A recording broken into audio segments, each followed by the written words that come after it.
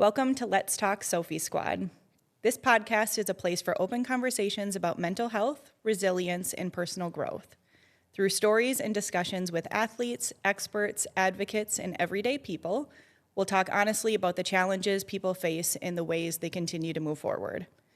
Our goal is to share encouragement, practical insights, and real experiences that help remind people that they're not alone. There's no judgment, no stigma, just honest conversations in a community that supports each other. Thanks for being here. Let's talk. I'm excited today to welcome our guests and share their story, perspective, and experience with you. Let's get into the conversation.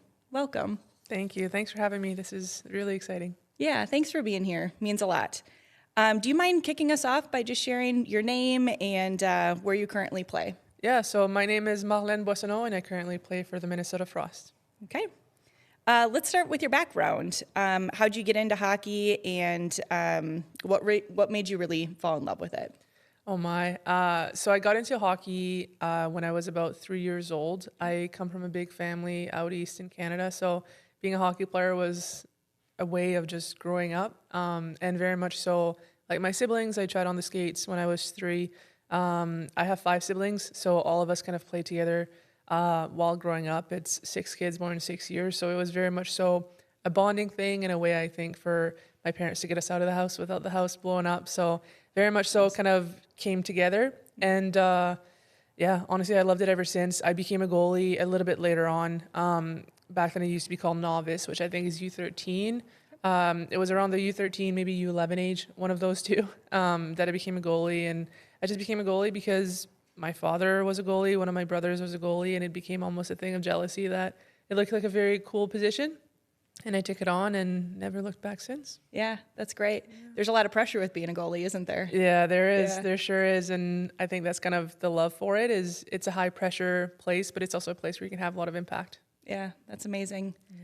And you said some of your siblings played too, right? Yeah, all of them have played the sport. Okay. Some of them further than others. Some of them still play it for fun. So it's very much so all over the place, which is kind of the fun part of hockey is there's no one way to do things. You can do it 6 different ways, for example. So it's definitely something that's been a lot of fun throughout the family to enjoy together and experience together. Cool. And kind of have that, same mindset and, same experience, obviously, but being able to support each other through those things. Exactly. We've all lived it, even though it's at different levels, things like that. We all know kind of the core integrity of what the sport is and what it does and how difficult sometimes it can be or how fun it can be. So that's definitely been something we've bonded over the years. Beautiful. Yeah. Thanks for sharing that.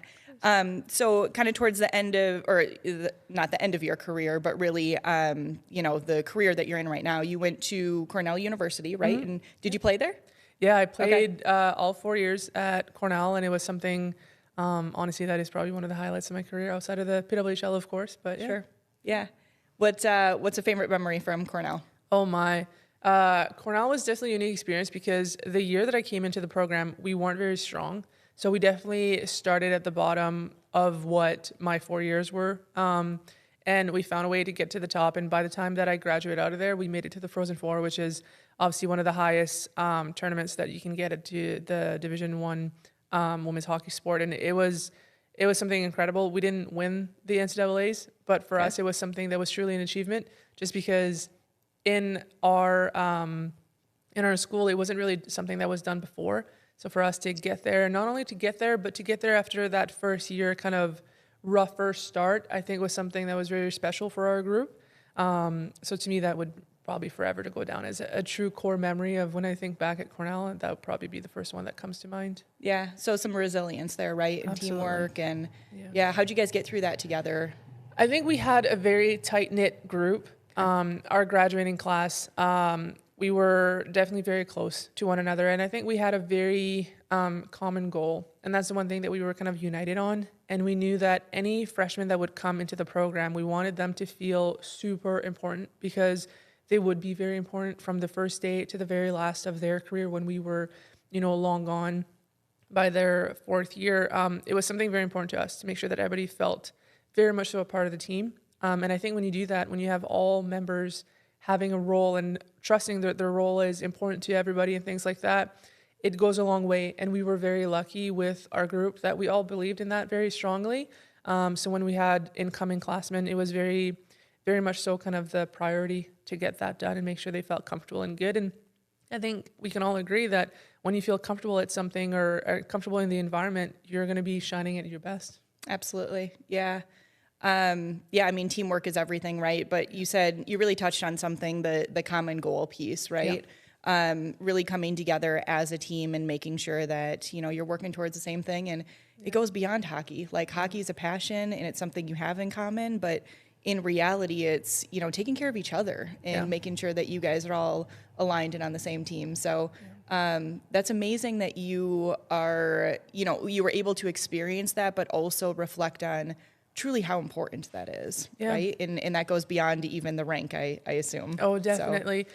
And then something too that, to be honest with you, that came to my mind as you were saying that, it's sometimes we forget that hockey is not everything. And I say that coming from somebody who never wanted to think about anything outside of hockey, because sometimes you feel that if you think about, or if you hear somebody telling you, hey, it's not just about hockey, or, hey, this is going to be something that's going to be bigger for your life, or this is a life lesson. Sometimes you hear that and you think, oh, it means my hockey career is coming to an end. Right. And you immediately go into, thinking of life without hockey, which is very, scary to think about. Yeah.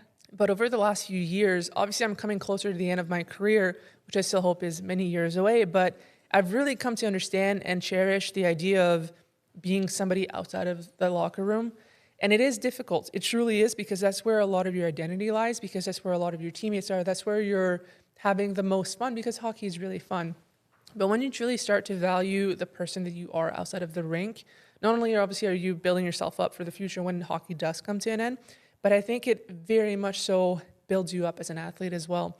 And I think that's something that we often get away from is as soon as you start thinking like, oh, this is going to be really good for your life, or, you hear that from coaches sometimes, and immediately for me, and I know other athletes, the first thing you think about is, oh, like, are they suggesting I'm done playing hockey? And, you kind of get nervous about that. But no, there's something really special about the life outside of the sport, because that really is important. Yeah. I mean, it teaches character, right? And character is who you are. It's, and it is beyond the rink. It's, you show up and when you really start to look at that and say, I may be showing up as a teammate like this or on the ice or whatever that may be, but then you take a step back and you say, well, I'm showing up for my friends and my family, and this just becomes part of who I am. That identity piece really does translate off the ice very well, right? And it's taking the moment to stop and remind ourselves too that hockey's an important piece, or whatever sport you play, right? Being an athlete is a portion of your identity, but it's really just building the character for who you are as a person overall. That's so well said. Yeah, exactly. Yeah, thank you for sharing that. That's a really important piece. So I know a lot of our followers struggle with, maintaining friends' schedules and kind of balancing all of that, the pressures of the sport as well. Any suggestions that you have to, kind of go through and support that? Yeah, I feel like being a student athlete, regardless how you look at it, it's extremely challenging because your schedule is very loaded with all sorts of commitments from the classroom to the sport, of course. And outside of that, you might be obviously wanting to support relationships, support calling your family, things like that if you're living away from home. And if you're at home, you got to, find time for having those family dinners, things like that. So the schedule is very, very difficult. But the cool thing is we all go through it, right? We all have that incredibly difficult schedule, and we all get through it in some way, shape, or form. But I think anybody would be lying if they said it was easy. It's not easy. It's very, very hard. And for me, I like to believe that if something is worth it, it's going to be difficult to get it for a reason, because if it's really worth it, it's not everybody that should be able to get it. It has to be somebody who's going to be resilient and be willing to say, hey, you know what, I'm going to put my worker boots on and I'll walk there. I think it's something pretty special when you do achieve that, achievement, however that looks. But I do think the juggling of the time schedule and trying to find times to be with friends, it's very difficult, but it's very important. I think especially when you get to the rink, I know here at the pro level, we make it a priority that when you're at the rink, you're a friend, right? And when you're on the ice, you're a teammate. But until you really cross those boards, it's very much so, how are you today? How's your day? What are you up to? How's your dog? How's your cat? How's your mom? How's your dad? Things like that, just so we really get to be friends first, because obviously that's going to translate onto the ice. But most importantly, it's going to make sure that we're all well, because it is a wild journey, especially at the pro level. It could be absolutely crazy, and honestly at any level.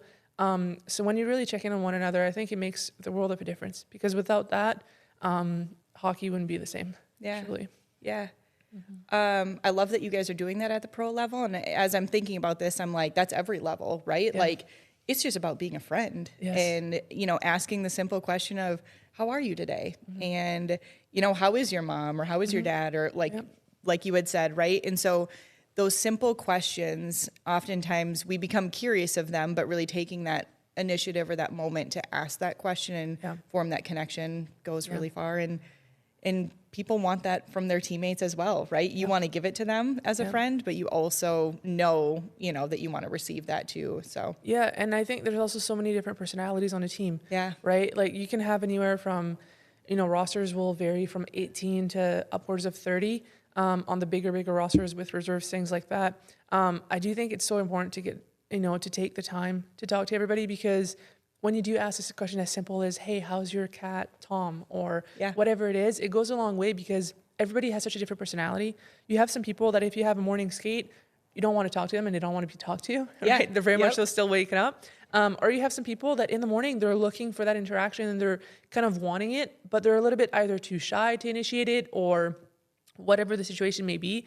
And I think you'd be very surprised if ever you talk to the person who's the quieter individual in the room, or if you talk to the person who's the loudest person in the room. I think sometimes it's the best conversations and best bonding opportunities that come from those small moments that are so easy to just skip over. But yeah, having those small conversations really can stem so many things. Some of my best friendships and teammateships, if you will, have stemmed from those small conversations in training camp or in that end of the year kind of leading up to the next season. Things like that are really important. Or just sometimes when we're at the hotel and you're just kind of waiting for your room or waiting for the bus or something like that, and you're just gonna have a conversation that's not like, it sucks to wait for the room. Like sometimes it's like, hey, like, how was your flight today? Did you get to talk to anybody interesting? Like, and those conversations, you'd be surprised how far they can really go, truly. Yeah. And just being able to be yourself, right? Exactly. And, you probably spend so much time training and being on the team, and that's at every level, right? But yeah, just really being able to show up and be yourself and know that you're, seen and supported in that area is really important. Yeah. So, and I think it's so, sometimes people tend to forget that we're all human, right, as well. And in saying that, I think people just assume that we go to the rink and we're going to be our best selves every day and we're going to be 100% of ourselves every day. I think it's so easy to think that, especially from pro athletes, because yes, it is our job, but pro athletes, just like any other athletes, are human. So us, our staff, do such a good job with it of, hey, if today your 100% is 80%, bring that 80% to 100% max, right? Things like that. And that's very valued amongst the team. And I think there's a lot of reality to be said of, everybody needs something different. Like we have some athletes that say, on days off, I don't want to see you. I love you, but I don't want to see you because I need my me time. Yeah. I need my reset time. And that is so respected and valued. And there's nobody that pushes back on that. We have athletes that the minute the practice is done, they're out of here. They do what they got to do to reset, recover, all that stuff, obviously to be healthy, but they're out. And to them, it's because they have people at home that are really important to them and they want to spend that quality time with them. And it's not to say that they're not as committed to the sport as we are, or as others are. It's just very much so everybody has their own routine and own needs. And I think when that's respected from learning about them through these small conversations, it goes a really long way, because a team is not made of one core group as much as you think it might be. It's very much so made of small individuals that all have their own lives, their own routines. Especially at this level, you have people that have kids, you have people that have partners, people that have all sorts of things going on in their lives at this age. So it's very special whenever you embrace the individualism. Yeah. This is where my French might take over, but when you embrace everybody as an individual. Yeah, and being able to hold space for them too, right? Exactly. And, allowing them to show up as, like you said, if it's 80% that day, that's okay. You're going to show up 100% of that 80%, right? And the nice thing is when you have a big group like we do, somebody someday might come in and had extra coffee and they're 120%. Yeah. Right? Where they almost need to be brought down, but them being so excited and thrilled to be there brings that 80% or a little bit higher. So that's where when you show up to the rink, if you just give the best that you have, regardless how that looks, you'll be surprised how quickly people will put you on their shoulders and really carry you forward. And that comes from a team culture that's obviously established by the captains and the coaching staff and everybody that follows along with that. But yeah, you're absolutely right. Yeah, it's beautiful. Thank you so much for sharing all of this. This has been amazing. Of course. Anything else as we kind of wrap up here? Anything else that, you know, you wanted to make sure to highlight today or give advice on? I think there's something that I found still mind-boggling to this day. So oftentimes whenever you face challenges in any sport, whether that's hockey, whether that's soccer, whether it's baseball, whatever sport it is, I feel that as you go along your journey, sometimes you'll kind of hit a little bit of a struggle piece, right? And you'll be on the struggle bus for a little bit. And sometimes it can feel so isolating. You can feel like you're the only one that's struggling with that situation, right? You'd be shocked. You are not, and you truly aren't. I remember one of the experiences I had, there's something that I think any hockey players could relate to is a beep test, right? The beep test in hockey is one of the most difficult things. I'm somebody who I'm very strong. That's my biggest quality. I'm very, very strong and powerful. Running, especially long distance, is not my biggest strength. So to me, it's always something I had to work extremely hard to do. And I remember when I was part of the national team, we had to do a beep test. And Megan Mickelson, she might not even remember telling me this, but Megan Mickelson at the time, who's a multi-Olympian, extremely decorated athlete, was basically on the starting line with me and comes up to me and says, well, are you nervous too? And I remember looking at her and thinking like, oh my gosh, you get nervous for this? Yeah. And she's been doing this for so long and she's incredibly talented. The beep test for her is a walk in the park, right? And I remember thinking like, wow, she's nervous. And she was nervous. She was saying like, yeah, like, you know, and that to me in the moment, I don't know why that small little moment unlocked such a big piece for me, but that was truly special because it made me realize like, wow, we're all humans and we really go through struggles together. And the people that are willing to be vulnerable or honest, I think are the ones that are going to have the biggest impact on their teammates and the people around them. Because to me in that moment, whether she told me that or not, I was going to have to run the beep test regardless. Yeah. But her sharing that little piece kind of took away so much weight on my shoulders. And it might be a coincidence, it might not be, but that's where I had my PR in the beep test. Wow. Was that beep test. And truly, it's something special. The mind is something that really can unlock so much potential in your game. But I think you won't really unlock that potential until you're really vulnerable with yourself and with others, and especially honest with yourself and others. But yeah, that's a story to this day that I'm going to continue to share. And it's such a small part. It's, you know, a 2-minute segment in my entire life, but it's probably something that was the most pivotal. And that happened to me when I was not too far out of college. So in my entire pro career, it's been immensely beneficial. Yeah. And you say such a small piece, but yet it really wasn't, right? Like she may have thought it was just a question, or she opened up to you and was vulnerable and was like, are you nervous too, right? Yeah. That, like you say, that changed the trajectory for you forever in how you look at those things. And so, you know, I guess the moral there would be being vulnerable and being honest with yourself as well. And also, you know, making sure that if you can be honest and vulnerable with other people, it's going to go such a long way for them. It's incredible. And to be honest with you, a lot of people will ask me and they say, what's the biggest lesson you've learned in this sport? Or what is a lesson you want to share with others? Or what would you say to somebody who's just starting the sport or halfway through or at the end? And to be honest with you, it rarely comes down to actually anything technical, anything skills related, anything on like the trajectory you should aim for. It always comes down to have fun. And it's so oversaid that I think people, when they hear a suggestion of, oh, have fun, it kind of goes in one ear, comes out of the other. Yeah. And I'm trying to change the way that I word it so that it's a little bit more impactful. But when I say have fun, it's be your own self. Yeah. Be you, truly, because that is the best version of yourself. And that's the version that's going to shine the most. Social media nowadays is something that's obviously very exciting. And that is very time consuming as well, which is something I'm trying to manage there. But social media is something that I've kind of really embraced lately to really try to put a personality to a name and a personality to a title, if you will. A lot of people look at me as a pro hockey athlete, and that's how they look at any athlete out there, whether it's the PWHL, NHL, whatever. And I think whenever you see the reality of those athletes are people too, is very special. So I've been trying to just promote myself in a capacity of being relatable or just being a human out there, whether that's the highs and the lows, because I'd be the first to say that the lows have been extremely low, and moments of heavy struggle where I've had to lean on people to continue, and very highs where you're so up there that you think you're never going to re-achieve a high moment like that. But social media has been something very special where I'm able to capture those moments here and there. A lot of them are just scratching the surface of certain feelings and emotions.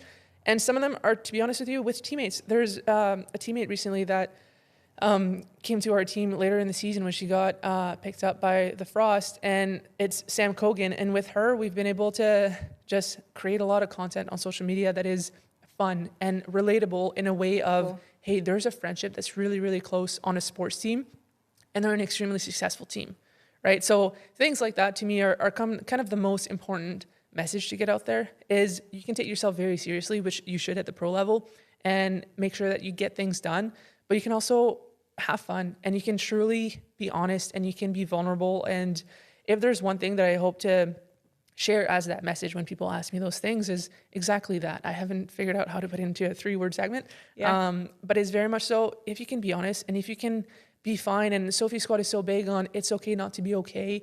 And obviously you're not always going to have those hardships, and it's not going to be a life of hardship, but those hardship moments and those difficult moments can feel like it.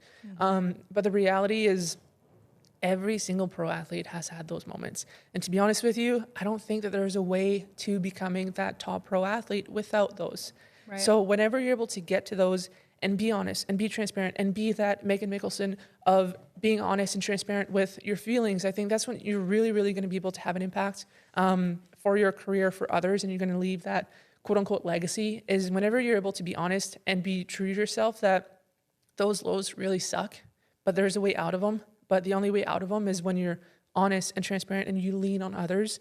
But for those other people to also be very much so willing and open to be there for you, to listen, to, give you advice when is needed, or to give you support or access to resources when needed. Because truly a sport like this is, I know it's cliche to say 90% mental, 10% physical, but it truly is. Yeah. And on so many levels, you can't perform. You can be the best skilled athlete out there, but if you're struggling and you have that dark cloud over your mind, you're not going to be able to express those skills to the full capacity. So ultimately, it's a very unique and special thing that we get to do, to play pro and have this platform. And it's something that I hope that I get to translate to anybody that watches, whether it's the next generation, which I'm very, very, attached to, leaving some sort of legacy or being able to give back to the max to the next generation, or if it's to adults that have kids that play the sport, for them to realize that it is something that can be very difficult, and for them to be kind of understanding of that, and to understand that even pro athletes have gone through that. And I will say again, I do think you can't really get to this level without those hard moments. And if you do, I'd love to meet you. And I'd love to pick your brain and find that hard moment, because I think you might just not be honest with yourself. Or maybe you had a very, very, very good support system, and maybe truly it wasn't a hardship because you had that successful support system.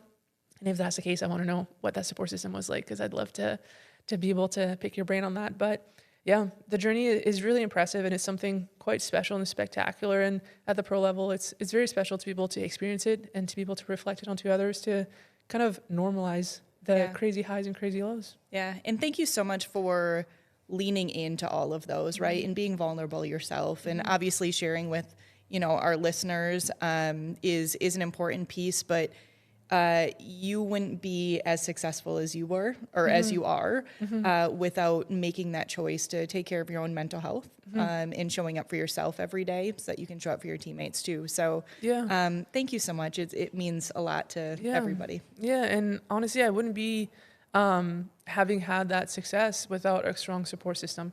So I think it goes without saying that surround yourself with good people. Surround yourself with people you love. Surround yourself with people that are going to make you stronger, people that are going to challenge you to grow, and people that are going to call you out sometimes too. You need that sometimes, right? Like, you need people that are going to call you out whenever you kind of stray away, but surround yourself with good people. One story that I'll share is one of the tougher times in my career, by far, very, very difficult time for me.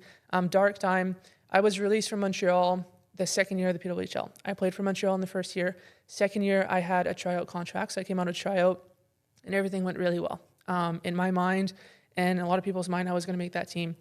It came to a complete shock to me that I was released, and I was released not based on skills. It was very much so based on the difficulty that I had of getting games. I had ankle surgeries. I had all sorts of situation. We didn't have a league for a little bit. And so I was kind of facing a challenge of competing for a spot where I didn't have many games to my resume, which as a goalie, it's very difficult, right? So whenever you have somebody who's very also skilled and technical, but they have a lot of games to their name, it's a tough battle to compare. But I was released from this team, and that left me stranded without a professional team in December of last year. And that, to be honest with you, was one of the hardest moments I've ever faced in my life. And to this day, I'm kind of always fighting the emotions behind it, because it left me stranded in a place where I didn't have a place to play anymore. I didn't have a team. I didn't have the teammate feel. I didn't have the structure. I didn't have the thing that I've loved most, which was hockey. And I very much so fell into a dark spot, and I wanted to isolate myself. Because in the moment, it feels so silly to feel like your world is coming to an end, because it truly feels that way. It feels silly to share that with others that might not understand it. Sure. And to me, hockey is everything in so many ways. It's not just a sport. It's very much so a community. It's a way of living in terms of the people you surround yourself with, the character you build, like you've mentioned, things like that. But I was left in a place, very dark place, where I didn't have a place to turn. I didn't know what the next step was going to be. I would have been 27 at the time. And honestly, I did not know what to do with myself. Very, very tough time. But the weirdest thing that I still don't know to this day as to why I did that, I just chose to still practice. I chose to call up my goalie coach and say, hey, I want ice. I want to train. I was still in the gym with my trainer, and I was still finding ways to just train. Why? I don't know. It might be crazy. And to this day, I don't really understand why I did that, because I had no reason to. But I'm very lucky where, to me, it kind of panned out. And I think I'm a big believer in manifesting something you want. And I really manifested that I was still going to play in this league in some capacity. I did not know how or why or anything. But I ended up getting a call from Minnesota Frost a couple weeks after, and they had asked me to come and be on the roster. They needed somebody to be an important role and to kind of take on a difficult role. But at the time, I was hungry for anything, so I definitely took on that role. And long story short, we won a Walter Cup. Beautiful. And that is something truly special. But a lot of people will look at that season and say, oh, wow, you won a Walter Cup. And they never really realize that I didn't start the season with the Minnesota Frost. And to them, it's very easy to say, oh, how cool is it that you were on a team that was, so special. And it really was a special team. But they don't really see kind of the mountain I had to climb before that. Yeah. And that to me is one of those things that, again, go hidden, right? It goes hidden. And, if we would have had this conversation 2 years prior, I probably would have said, yeah, like sunshines and rainbows, like everything's great. And then I was faced with the hardest time in my life. Like truly it's tough, and it's still difficult to kind of put words to it, because it's very vulnerable. It puts you in a place where you realize, like, wow, like in that moment, it was dark. You didn't know what was going to happen next. You couldn't really visualize a future in any capacity. So it's very difficult. And it made me also realize, like, I got to figure out who I am when that sport obviously is going to come to an end, because we're obviously women athletes. And for me, I want a family, things like that. So I want to be able to step away from the sport eventually, and allow myself to do that. So I'll have to do some work on there. Sure. But definitely it's interesting, because the headline on any newspaper back home, anything like that, will very much so be Walter Cup champion, right? But I don't think they realize the bigger battle and the bigger success that was had that year. And that just goes to show that, the mental health piece is so big, because I could have easily just, put my head into the ground and said, like, screw this, like, and just not really kind of done anything about it. But again, I don't know why I decided to keep training. And luckily I did, because I was able to have success onwards and sign a contract the following year, things like that. But very much so in so many ways, had I not been able to climb that mountain and find my way up that mountain. And I'm not saying I did that by myself by any means. Like truly, I was one of the people that had to reach out to others and was genuine with, things are not good right now. Like I need to find a way through this. And so for you me, leaned on your people, right? Oh yeah. Yeah. You have to lean on your people, and you have to allow yourself to be vulnerable. I think that was the first time in my life where I truly realized, like, okay, I really have to be honest about this, because I don't know how to hide it. I don't know how to shove this in a box. I like to think of, a lot of turmoil that you have in your life or a lot of challenging moments. If you keep pressing it down, it's going to be like a little spiral spring that if you keep pressing down, eventually it's going to, spiral up on you. So in that moment, I didn't have a choice. That the coil is very much so pushed to the max, and it was about to explode. So in so many ways, I had to lean on people. I had to lean on my boyfriend. I had to lean on my family, and I had to lean on my friends to the max because I couldn't support myself. So I needed other people to, support me so I wouldn't collapse. So it was very much so something special. And that's why when people ask me, what did the Walter Cup mean to you? That Walter Cup to me meant so much more than winning probably one of the hardest trophies to win in women's sports. It very much so was something that went beyond the sport. Yeah. And we've spoken about how, hockey is so much more than just a sport. It's very much so a character building, and it builds you a personality and somebody outside of sports. That Walter Cup to me was so much more than just winning a trophy. It very much so was kind of a statement to, being able to get through very hard things. To others, it might seem like small things, but to me, truly, it was one of the darkest places I've ever been, and then not that many months later, one of the highest places I've ever been. So definitely a roller coaster for the year 2025, but very special nonetheless. Yeah, I mean, good for you. Really, in that dark moment, being able to kind of search and be like, okay, where's that glimmer of hope, or what does this mean for me? And just taking that first step of like, I'm going to get back out there and I'm going to keep training and let's see where this goes, right? Being open to those things and then seeing it pay off, right? And knowing that when it did pay off, it meant way more than just that cup. So good for you. Yeah, no, it's special. And that's one thing I think is, if anything in my career, that might be the biggest lesson that I want to project onto others and be able to kind of give them that glimmer of hope and make them feel that whenever things really are the darkest, when you don't have the place to play, when everything seems like it's coming to an end, maybe that's actually one door closing for another one to open. Because truly that was my story. And it's a story of so many others. I've since shared that story with so many people, and you'd be surprised at how many people actually have similar stories, but just said in different ways or lived in different ways. And if I can find a way to just continue to help people, and doing a podcast like this, and, I coach a lot in the summer with young athletes, and I take very much so a lot of pride in being able to put a lot of emphasis on the mental performance side of things. And it's something that it goes beyond skills on every single stage. So no, to be able to have this platform and to be able to share that stuff is truly so important to me. So that's why Sophie Squad, what the organization has done and continues to do, and I hear some whispers on what it's going to become and continue to grow into. It's truly everything, and it's things that I personally have a lot of emotion, positive emotion towards it, and I can't thank the organization enough for what they're doing. Yeah, thank you. Yeah, I mean, I'm obviously really impressed as well. And Sophie Squad's working really hard to make sure that mental health is, at the forefront of student athletes. And, you spoke on, one door closing and another door opening. And I think that, that's just part of life, right? Doors are always closing. Yeah. And we don't know when, right? Yeah. And we don't know what that leads to, but when a door closes, I know this sounds cliche, but it's how life works, right? Yeah. That when a door closes, there are other doors that open. Yes. We just have to look for them, and we have to choose the one that we want to follow. Yes. Yes. And like I said, it sounds cliche, but if you really follow that, there are opportunities and there are paths forward, and it's really, you get to make that choice in that moment of what that looks like. And so, you've done a great job of that, and thanks for sharing your story with everybody.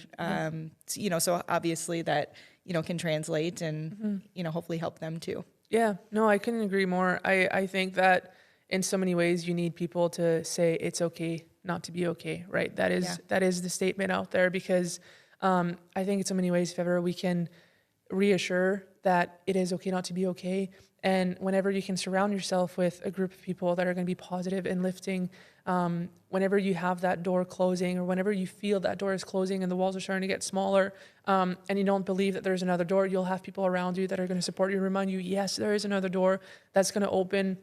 And sometimes you might go through a blank, part of your life where a door is closed and the other one is not open yet, right? And you might be in that small little in-between moment, and those can be the very difficult times. I was there. And those are the times where if you can surround yourself with people that truly understand and, understand that it is okay not to be okay, and it is okay to realize that others go through that, they will not, chances are they won't say it because it's still something that has a stigma, right? A lot of people will not talk about those moments of their life because you don't want to seem weak, which some people think it's weak. It's not. Honestly, I believe it makes you stronger whenever you share those stories. And that's why I'll be upfront and honest about it, because to me, I was able to come up and have that door open and walk through it with my shoulders high, because I had that support system and I had that belief, crazy belief in myself. But that worked because I do think I had in so many ways kind of build that character on myself, because I allowed myself to be vulnerable throughout my entire career and have those exciting moments, but also those difficult moments and the tough conversations and things like that. But no, the one door closing, another one opening it's always going to be the case. Sometimes you just got to really make sure you have a strong support system to wait for that moment for the next door to open. But yeah, it's a beautiful thing. Yeah, great. Thank you so much. Thanks for joining us today. It means a lot. Thanks for all your work as an ambassador for Sophie Squad, and really just, supporting the message and showing up for yourself. Because when you're your best self, you can obviously translate that to others. And we really appreciate you being here. Thank you. So. No, I'm happy to have come on the show. I think it's something really important to convey as a message. And if I can be one of the many voices that hopefully you hear from, then I'm very happy to add to the pile. Awesome. Well, we love it. So thank you. Thank you for joining us for Let's Talk Sophie Squad. We hope today's conversation reminded you that no matter what you're facing, you don't have to go through it alone. Mental health matters, and talking about it openly can make a real difference. If something from today resonated with you, we encourage you to share this episode, continue the conversation, and check in on the people around you, including yourself. And if you feel so inclined, please consider supporting Sophie Squad by donating through our website or joining our 10K Strong for just $5 a month. Support from our organization and community helps us continue projects like this and keep these conversations going. Remember, asking for help is a sign of strength, not a sign of weakness. So until next time, please take care of yourself, support one another, and keep the conversation going. Thanks for listening.